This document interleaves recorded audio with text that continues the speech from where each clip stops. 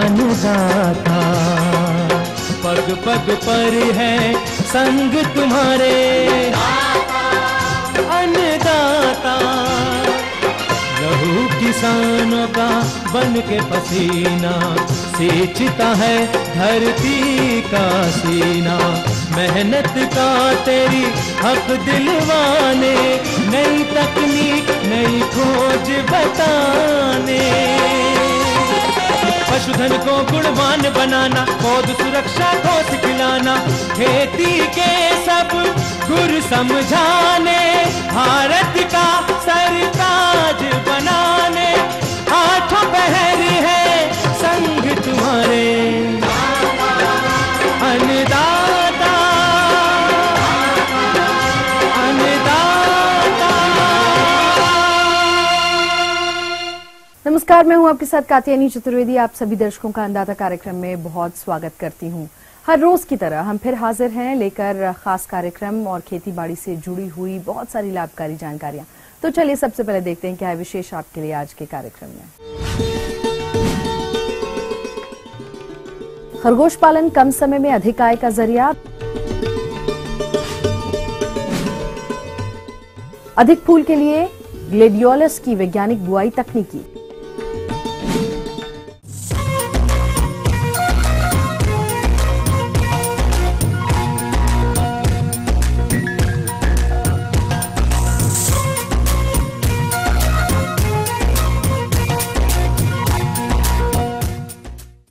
प्रदेश के कुछ किसान खरगोश पालन करते हैं लेकिन इनसे अच्छा लाभ नहीं ले पाते हैं, जबकि हमारे बीच एक प्रगतिशील किसान गुलशन साहू मौजूद हैं जो कि मांस के लिए खरगोश पालन करके अच्छी आमदनी प्राप्त कर रहे हैं। तो आइए मिलते हैं उन्हीं से और जानते हैं उनके अनुभवों को।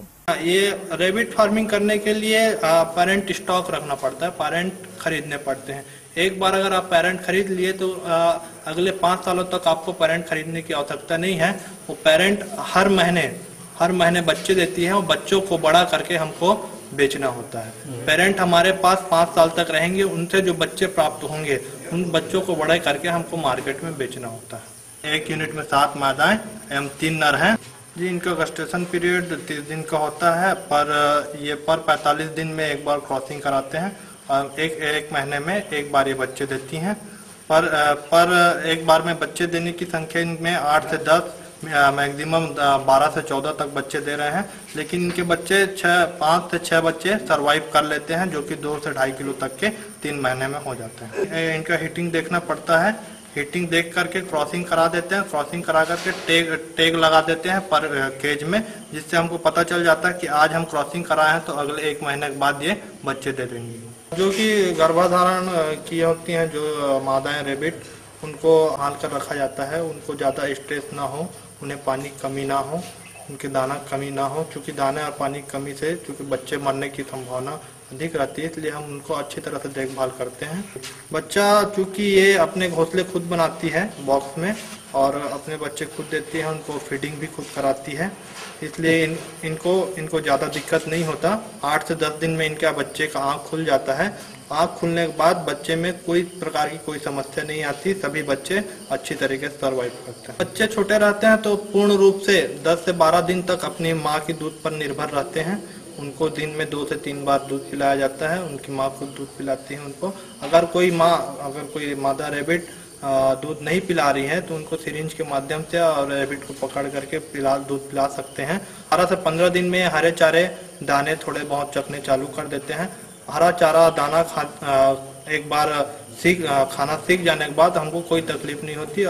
और इसका आहार प्रबंधन बहुत ही सरल है। एक टाइम हम इन्हें दाना देते हैं, कॉन्सेंट्रेट दाना खिलाते हैं, एक टाइम हरा चारा, क्योंकि हरा चारा खिलाने से लागत में कमी आ रही है, कमी हम महसूस कर रहे हैं, इसलिए हम एक टाइम इनको हरा चारा दे रहे हैं एवं एक टाइम दाना खिला रहे हैं। पर रेबिट के हिसाब से हम इनको 50 से 60 ग्राम दाना खिला रहे हैं और हरा चारा वेट के अनुसार दे रहे हैं इनको आहार की मात्रा इनके बॉडी वेट के हिसाब से दे रहे हैं। 2 से 2.5 किलो तक के जो पेरेंट है हमारे पास, उनको हम 50 से 60 ग्राम तक दाना दे रहे हैं और इनको हरा चारा के रूप में बरसिम खिला रहे हैं। सामान्य पानी देते हैं हम लोग। अगर कोई मादा खरगोश या नर खरगोश में कमजोरी का लक्षण दिखाई दे रहा है या दस्त में कर रहा है तो उनको हम ब्री कॉम्प्लेक्स मिलाकर उनके पानी में दे सकते हैं। आवास की साफ सफाई के लिए हर 3 से 4 दिन में नीचे फर्श को साफ करके पानी मार देते हैं, जिससे कि पूरा साफ हो जाता है। समय समय पर फिनाइल से साफ किया। चूने से भी महीने में एक बार चूने से पुताई कर देते हैं। पात्र को लगभग 8-10 दिन में साफ कर देते हैं। चूँकि मिट्टी के पात्र हैं, इसलिए ज़्यादा गंदे नहीं होते और सुविधाजनक होते हैं। खरगोश में ऐसी कोई भयावह बीमारी नहीं है, फिर भी इनमें खरगोशों में कान का कैंसर है, जो कि दाग की तरह होता है। इनके लिए प्रति 2 महीने में एक बार हम आइवरमेक्टिन का इनको टीकाकरण कर देते हैं। रैबिट फार्मिंग करने के लिए हमने 30 यूनिट शुरू में रखा। 30 यूनिट रखने का जो खर्च है, केज का खर्च है, लगभग उसमें 1 लाख रुपया स्टैंड, नेक्स्ट बॉक्स, उनके बर्तन और केज करके हमको, चूँकि जो केज जो हम बनाए हैं गैल्वेनाइज्ड आयरन का है, जो महंगा मिलता है, इसलिए पर यूनिट के हिसाब से 2 से 2,500 रुपये हमको केज बनाने में खर्च आया। और इनका जो फीडिंग है, ये एक दिन में मादा रैबिट जो एडल्ट हैं, मतलब 50 से 60 ग्राम खाते हैं और लगभग 1 महीने में 3 से 4 किलोग्राम दाना खा जाते हैं। इसलिए प्रति रैबिट के हिसाब से अगर हम बच्चों को तैयार करते हैं तो 3 महीने में हमको 250 से 300 रुपये पर केजी के हिसाब से खर्च आता है। क्योंकि हमने अभी दाने के साथ साथ हरा चारा उपयोग कर रहे हैं, इससे हमको खर्चे में और कमी मिली है। 3 से 4 किलो दाना प्रबंधन सभी खर्च करके हमको लगभग 300-400 रुपये एक खरगोश को 2 किलो खरगोश को तैयार करने में लगता है। और हम 2 किलो के खरगोश को ओपन मार्केट में बेचते हैं तो 500 से 600 रुपये केजी के हिसाब से मिलता है। चूँकि हमने कॉन्ट्रैक्ट में पहली बार सप्लाई किया था अपना रैबिट, अपना जो तैयार बच्चे को 300 रुपये पर केजी के हिसाब से मिला, इसलिए हमने तय किया कि ओपन मार्केट में 500 से 600 रुपये चूँकि हमको मिल रहा है, इसलिए हमने ओपन मार्केट में बेचना चालू कर दिया है। प्रति खरगोश के पीछे हमको 500 से 600 रुपये आमदनी हो रही है। एक लॉट में हमने 800 बच्चे निकाले हैं, जिनका वजन पर बच्चे के हिसाब से 2 केजी था। हमने 16 क्विंटल माल यहाँ से रेडी खरगोश मीट पर्पस के लिए निकाले हैं, जिनसे हमको प्रत्येक 3 मंथ में, चूँकि 3 महीने में बच्चे ये तैयार होते हैं 2 किलो के, हमको 3 मंथ में 4 से 5 लाख रुपए की आमदनी हुई। इस हिसाब से पर मंथ के हिसाब से हमको 1 से 1.5 लाख रुपए शुद्ध आमदनी प्राप्त हुई। जो नया फार्मिंग करना चाहते हैं उनको शेड बनाना पड़ेगा। शेड बनाने के लिए अगर 1 यूनिट से आप चालू करते हैं रैबिट फार्मिंग का काम, तो ज़्यादा खर्च नहीं है, 8 से 10 हज़ार रुपये में आपका शेड तैयार हो जाएगा। हमने चूँकि बड़े स्तर पे चालू काम किया है, इसलिए हमको 2 से 2.5 लाख रुपए 30 यूनिट खरगोश रखने के लिए हमने 2.5 से 3 लाख रुपए शेड बनाने में खर्च किए। मेरा मानना ये है कि कम से कम 5 यूनिट रखें, क्योंकि एक आदमी 5 यूनिट के लिए भी सफिशिएंट है और 10 यूनिट के लिए भी सफिशिएंट है। तो पर यूनिट आप ज़्यादा रखें, इससे मजदूर का खर्च कम होगा। तो ये थी कुछ उपयोगी जानकारियां। आप रुकते हैं यहाँ पर एक बहुत छोटे से ब्रेक के लिए, जल्द लौटेंगे और कार्यक्रम में आगे हैं महत्वपूर्ण जानकारियां, तो बने रहिए हमारे साथ। बैंगन की फसल में लगने वाले बांझा रोग पर नियंत्रण और जानकारी।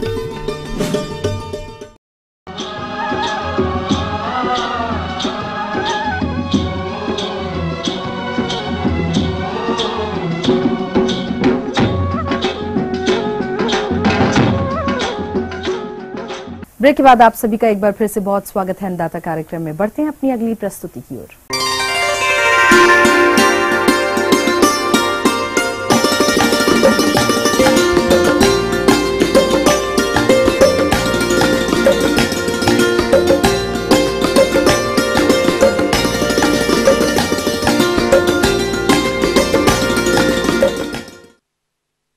प्रदेश में किसानों के बीच फूलों की खेती का चलन बढ़ रहा है और किसान इसकी अच्छी खेती करके अच्छी आय भी ले रहे हैं। और इसी लाभ को देखते हुए जो भी किसान भाई इस समय ग्लेडियोलस की खेती करना चाहते हैं तो वो किस प्रकार से इसकी बुआई करें, इस विषय पर जानकारी दे रहे हैं एक विषय विशेषज्ञ डॉक्टर विवेक त्रिपाठी। ग्लेडियोलस के विभिन्न रंगों के फूल आपको बाजार में डंडी के रूप में मिलेंगे, जिनमें लाल, पीला, गुलाबी, सफ़ेद, बैंगनी इत्यादि कलर पाए जाते हैं। जब मई जून में आपका खेत खाली होता है उस समय अच्छी तरह जुताई करके पलेवा लगाकर खेत को छोड़ देते हैं, जिससे कि गर्मी में विभिन्न बीमारियों के कीटाणु और उनके अंडाणु नष्ट हो जाते हैं। तत्पश्चात आप इस समय जुताई करके उसमें गोबर की खाद जो 10 से 15 टन पर हेक्टेयर होती है अच्छी तरह भली भांति मिलाकर खेत को छोड़ देते हैं। तत्पश्चात ग्लेडलेस की लाल रंग यदि लेना चाहते हैं तो आस्कर, अग्निरेखा, रेड मैजेस्टी या मेलोडी प्रजाति का प्रयोग कर सकते हैं। इसी तरह यदि आप पीले रंग की स्पाइक चाहते हैं तो सपना, पूनम, सनशाइन या कावेरी प्रजाति उसके साथ मनमोहन का भी प्रयोग कर सकते हैं। यदि आप गुलाबी रंग में वो पसंद करते हैं और गुलाबी रंग की मार्केट में ज़्यादा डिमांड रहती है, उसके लिए आप फ्रेंडशिप, शोभा, सुचित्रा या समर पर्ल प्रजाति का प्रयोग कर सकते हैं। रही बात अन्य कलर की जिसमें बैंगनी, जिसके लिए मयूर या कापर किंग प्रजाति प्रमुख है। साथ ही साथ जो सर्वविदित है कॉमन रंग सफ़ेद, इसके लिए अप्सरा, मनीषा, मोहनी या स्नोकीन प्रजाति का आप प्रयोग कर सकते हैं। प्रवर्धन के लिए आप एक कॉर्म का प्रयोग करते हैं जिनका आकार 4 से 5 सेंटीमीटर व्यास का होता है। यदि कॉर्म छोटे हैं 2-3 सेंटीमीटर के हैं तब भी आप प्रयोग में ला सकते हैं, लेकिन यदि इससे छोटे कॉर्म हैं तो उनको प्रयोग में न लाएं, क्योंकि उनको कहते हैं कॉर्मेल्स और इनका प्रयोग कॉर्म प्रोड्यूस करने के लिए लिया जाता है। यदि आपके 2-3 सेंटीमीटर आकार के कॉर्म हैं तो इनसे एक स्पाइक आपको कम से कम प्राप्त हो जाती है।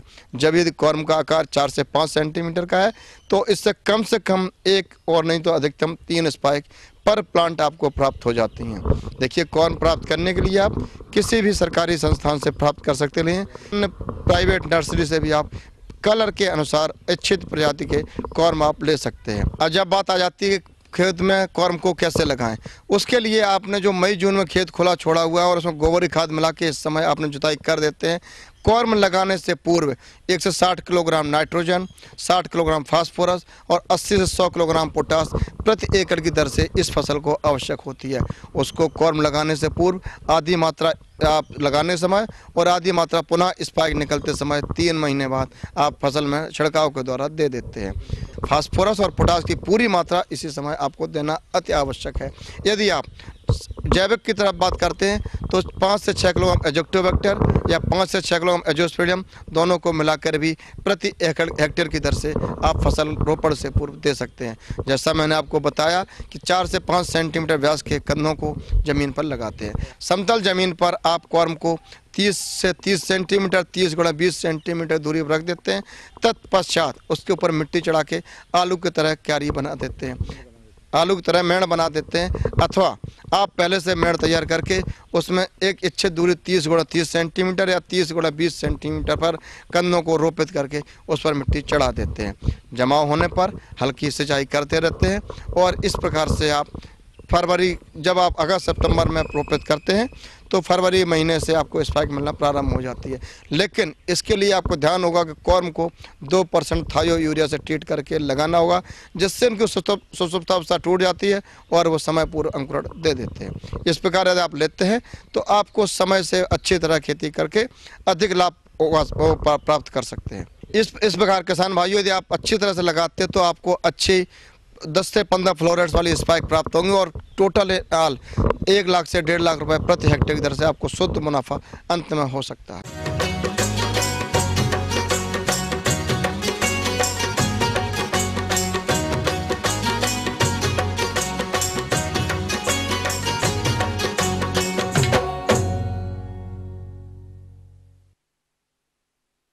किसान भाइयों, बैगन की फसल से अच्छा उत्पादन लेने के लिए इस फसल को रोग मुक्त रखना बेहद जरूरी होता है, क्योंकि इस फसल में पत्ती सिकुड़न रोग आमतौर पर देखा जाता है, जिससे किसान बांझा रोग के नाम से भी जानते हैं। तो किसान भाइयों, आप इस रोग की रोकथाम कैसे करेंगे, इस विषय पर जानकारी दे रहे हैं त्रिहुती कृषि महाविद्यालय ढोली, जिला मुजफ्फरपुर के कृषि वैज्ञानिक डॉक्टर फूलचंद। बैगन में एक बीमारी लगती है जिसे हम बंझा रोग के नाम से जानते हैं। इसका जो कारण होता है माइकोप्लाज्मा के चलते ये बीमारी पाई जाती है। माइकोप्लाज्मा से जो पौधे आक्रांत हो जाते हैं उस पौधे की पत्तियां जो निकलती हैं वो बहुत छोटी छोटी हो जाती हैं और पौधे की जो बढ़वार होती है वह रुक जाती है। पौधों में बहुत ज्यादा शाखाएं निकलती हैं और दूर से ही देखने में पौधा जो है ठिकना टाइप का, बौना टाइप का, झाड़ी नुमा दिखाई देता है। ऐसे पौधों में फूल बहुत कम आते हैं और यदि फूल आते भी हैं तो जो उसमें फल बनते हैं वो बहुत छोटे छोटे साइज हो जाते हैं। इस तरह से हम देखें तो इस बीमारी के चलते जो है बैगन में उसकी गुणवत्ता और उसकी प्रति हेक्टेयर उपज दोनों इससे नुकसान होता है। और इस बीमारी की रोकथाम के लिए किसान भाइयों को चाहिए कि बैगन के लिए हमेशा ऊंची जमीन का चुनाव करें और जो पौधे को हम लगाते हैं, जब हम नर्सरी से मेन खेत में हम इसका ट्रांसप्लांट करने के लिए, रोपनी करने के लिए पौधे को ले जाते हैं तो आप देख लें कि कोई आक्रांत पौधा तो ऐसा नहीं है जो कि इस तरह की बीमारी से आक्रांत। अगर ऐसे पौधे को लगा देते हैं तो वह पौधा तो बीमार तो होना ही होना उसको है, साथ साथ और अन्य पौधे को, जो स्वस्थ पौधे आप लगा रहे हैं, वह भी बीमार हो जाएगा। दूसरी चीज है कि आप बैगन का जब बिचड़ा गिराते हैं तो निश्चित रूप से बैगन के बिचड़े को, बीज को जो है आप किसी फफूंदनाशक दवा से उपचार कर लें, जिससे जो है उस बीज से जो है पौधे स्वस्थ और निरोग निकले। और आपके खेत में या बिचड़े में जो है कहीं भी जो है अगर घास पात दिखाई देता है तो उस घास पात को अनिवार्य रूप से निकालते जाएं। और जो आपका मुख्य खेत है जिसमें आप रोपनी किए हुए हैं वह खेत हमेशा साफ सुथरा रखें और उसमें किसी भी तरह का अगर इस तरह की बीमारी के लक्षण किसी पौधे पर देखने को पाते हैं आप तो बिना देर किए आप ऐसे पौधे को अपने खेत से उखाड़ कर करके आप जमीन के अंदर गाड़ दें और किसी कीटनाशक दवा का आप छिड़काव करें। जैसे डाइमिथोएट का आप छिड़काव कर सकते हैं, मोनोक्रोटोफास का छिड़काव कर सकते हैं। तो कोई भी दवा जो कीटनाशक दवा है उसका जो है 1 से 1.5 मिलीलीटर प्रति लीटर पानी के हिसाब से घोल बना कर करके यदि आप छिड़काव करते हैं तो जो माइकोप्लाज्मा जो है एक स्थान से एक पौधे से दूसरे पौधे तक जो उसका ट्रांसमिट होता है उसे आप रोक सकते हैं। पौधों में नत्रजनीय खाद का व्यवहार ज़्यादा नहीं करें, जो अनुशंसित मात्रा है उतना ही व्यवहार करें और साथ साथ पोटेशिक और जो है फास्फेटिक खाद का जो अनुशंसित मात्रा है उसको व्यवहार में लाएं। और इसके लिए जितना आप जो है कल्चरल प्रैक्टिसेस में आप सुधार कर सकते हैं और उतना ही जो है आपके खेत में इस तरह की बीमारी नहीं लगेगी। तो हमें इसके कंट्रोल करने के लिए जितनी सावधानियां बरतने की जरूरत है, जितना अधिक से अधिक हम सावधानियां बरतते हैं उतना ही अधिक से अधिक हम अपने पौधे को इस बीमारी के रोकथाम कर सकते हैं, इससे बचाव कर सकते हैं और प्रति हेक्टेयर जो है अधिक से अधिक उत्पादन प्राप्त कर। आगे और भी बहुत कुछ रोचक जानकारियां हैं, लेकिन यहाँ पर एक छोटे से ब्रेक के लिए रुकेंगे, जल्द होंगे हाजिर।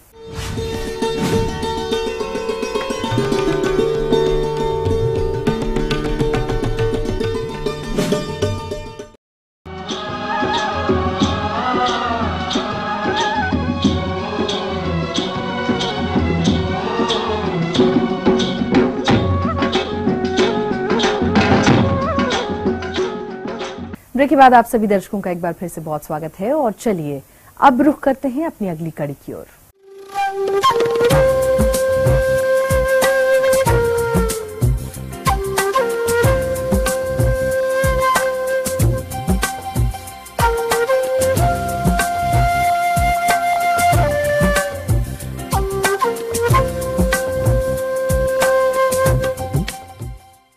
मौसम के अनुसार प्रबंधनों पर टिकी होती है आपकी खेती बाड़ी और इसीलिए मौसम पूर्वानुमान और उस पर आधारित साप्ताहिक कृषि सलाह इस प्रकार है।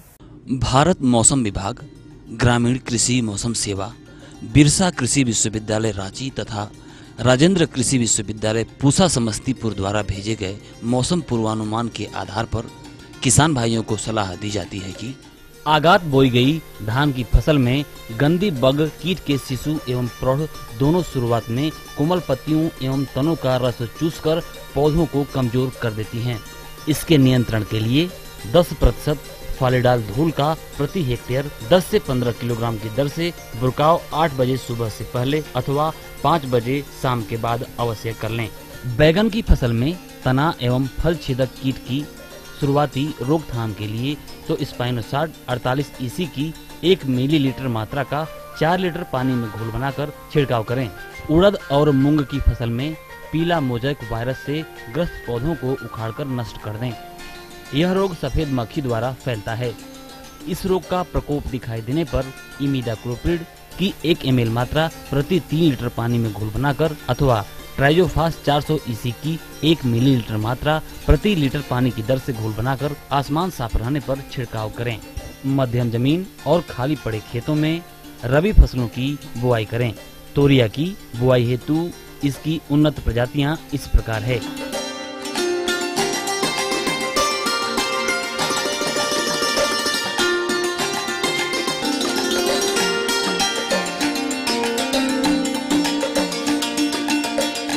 मटर की उन्नतशील प्रजातियां इस प्रकार है।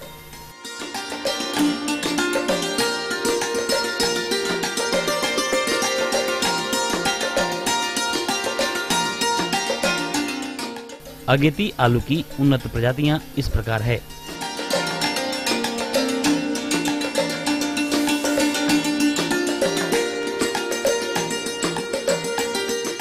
किसान भाई इन प्रजातियों में से किसी भी प्रजाति का चयन कर बुआई कर सकते हैं। फूल गोभी की फसल में पत्ती खाने वाले कीट की रोकथाम हेतु स्पाइनोसेट दवा 1 मिलीलीटर प्रति 4 लीटर पानी में घोलकर छिड़काव करें। इस मौसम की खड़ी फसल में लाही, सफेद मक्खी व चूसक कीटों का आक्रमण हो सकता है। बचाव के लिए इमीडाक्लोप्रिड की 1 मिलीलीटर मात्रा का 3 लीटर पानी में घोल बनाकर छिड़काव करें।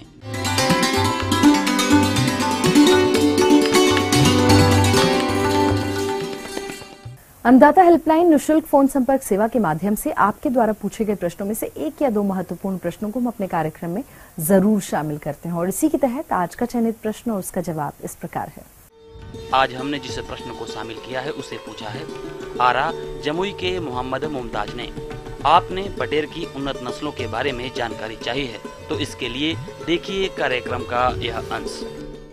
बटेर पालन के लिए 2-4 बातें मुख्य रूप से आपको ध्यान देना आवश्यक है। बटेर पालन के लिए कटर्निस प्रजाति अर्थात जापानी स्क्वेल जिसको कहते हैं वो सर्वथा उपयुक्त मानी जाती है बिहार और समीपवर्ती इलाकों के राज्यों के लिए। तो आप कटर्निस प्रजाति की बटेर अगर पालते हैं तो ज़्यादा बेहतर है। ये प्रजातियां आप चाहिए तो बिहार पशु चिकित्सा महाविद्यालय पटना अथवा रांची पशु चिकित्सा महाविद्यालय कांके झारखंड के पते पर संपर्क स्थापित करके आप प्राप्त करें। तो चलिए अब देखते हैं कल दिखाए जाने वाले कार्यक्रम की मुख्य झलकियां। तुलसी के अच्छे उत्पादन हेतु किए जाने वाले समसामयिक कार्य, परवल की अधिक उपज देने वाली किस्में व रोपण तकनीकी। हम ये उम्मीद करते हैं कि आज का कार्यक्रम आप सभी दर्शकों के लिए बेहद उपयोगी रहा होगा। किसान भाई और अन्नदाता आपकी सेवा के लिए संकल्परत और कृषि संबंधित समस्या और सुझावों के लिए आप हमें इस पते पर संपर्क भी कर सकते हैं। प्रोड्यूसर अन्नदाता ETV Bihar Jharkhand, Ramoji film city Hyderabad 501512। साथ ही आप हमें ईमेल भी कर सकते हैं। हमारा ईमेल एड्रेस है annadatabihar@etv.co.in। इसके अतिरिक्त आप हमें निःशुल्क हेल्पलाइन नंबर 180010845999 पर सोमवार से शनिवार सुबह 10 बजे से शाम 4 बजे के बीच में कभी भी संपर्क कर सकते हैं। फिलहाल अन्नदाता की पूरी टीम को दीजिए इजाजत। कल फिर इसी समय आपसे होगी मुलाकात। तब तक के लिए नमस्कार।